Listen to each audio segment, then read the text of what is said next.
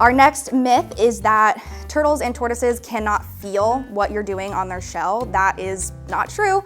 You can actually, if you look really, really closely,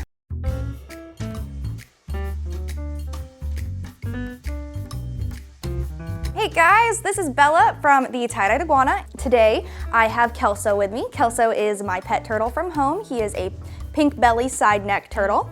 And today we are going to be talking about some common myths and misconceptions about turtles and tortoises. Myth number 1 is that turtles and tortoises are the same thing, or that their names are like interchangeable, which is not true. Turtles and tortoises are completely different families. Turtles, for the most part, most species of turtles are going to live in water for about half or more of their life. Tortoises, on the other hand, spend a majority of their time on land. So Kelso right here is a semi-aquatic turtle, which means that he spends about half his day in the water and half his day on land. Side necks are a species that spend a little bit more time in water, but he will come out to bask and sit underneath his UVB bulb. Tortoises, on the other hand, very rarely go in water. Most species, they just kind of hang out on land, bask, eat their food, all that stuff. Most species have very different feet. So if you look, Kelso has webbed toes, which help him swim through the water. And tortoise feet are gonna be a lot more similar to like elephant feet. They help them crawl through dirt and like on rough terrain,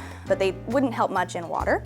Myth number 2 is very similar to myth number 1. It's that box turtles are tortoises. Most people think that box turtles are tortoises because they spend a majority of their time on land, but like with everything, there are exceptions. Box turtles are actually in the turtle family, hence the name, but they do spend a majority of their time on land. However, some are known to take little dips here and there in water that's shallow enough for them to crawl through.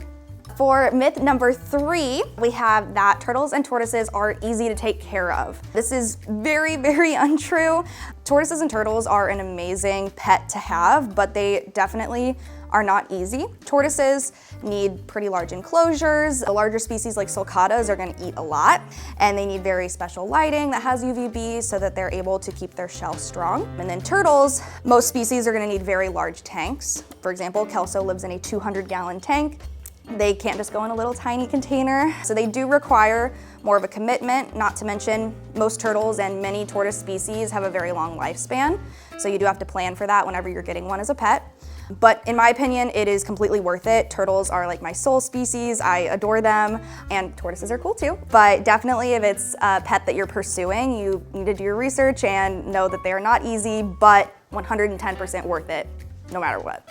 Myth number 4 is that they are slow. In media and lots of other ways, tortoises and turtles are perceived as really slow moving, not, getting around really fast, but most people, whenever they see a turtle or a tortoise really, going after what they want, they are very surprised because they can actually move really quickly. For example, Florida softshell turtles can actually move up to 15 miles per hour on land, which is really fast for a turtle, but it just shows how fast they really can be when they want to. For example, this little guy really wants to crawl around on the ground right now, and I'm sure he would go really fast if I let him. But they're definitely not gonna win any races, but they're faster than you think. For our next myth, I have another one of my pet turtles with me. This is Elphaba. She's an African side neck turtle. Our next myth is that turtles and tortoises cannot feel what you're doing on their shell. That is not true.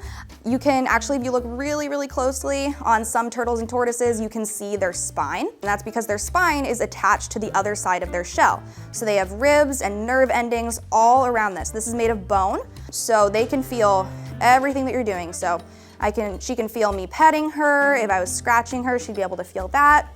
So they have full feeling in their shell just because of the spine and the nerve endings. Something that also a lot of people believe is that they can come out of their shell. Their shell is a part of them. Like I said, it is attached to their spine and their ribs, so they are not able to leave their shell at all. They're not like a hermit crab that can leave their shell and go to a new one. They are fully attached, so no leaving. All right, moving on to our next myth, I have my baby Redfoot back here with me. Another common myth is that you can actually tell a tortoise's age by the rings on its shell, which is not true. It would be really cool if it was, but it is not. This guy has a lot of rings on his shell, and he is definitely not like 12 years old, like his shell says. They're not like trees. They have different growth patterns depending on the species, and even within species, some tortoises and turtles grow faster than others. It also depends a lot on like care and stuff like that. So as cool as it would be to just easily tell their age by looking at their shell, unfortunately that's not the case. They each have their own unique little ridges and decorations on their shell, so. And then for our final myth/misconception, I have Kelso back with me, and that is if you see a turtle or a tortoise, but more commonly a turtle outside, that you should bring it inside and save it. Unless it's a non-native species, you should definitely leave them outside. They know what they're doing. They know how to find their own food. A lot of people are beginning to see some baby turtles popping up here and there in their backyard.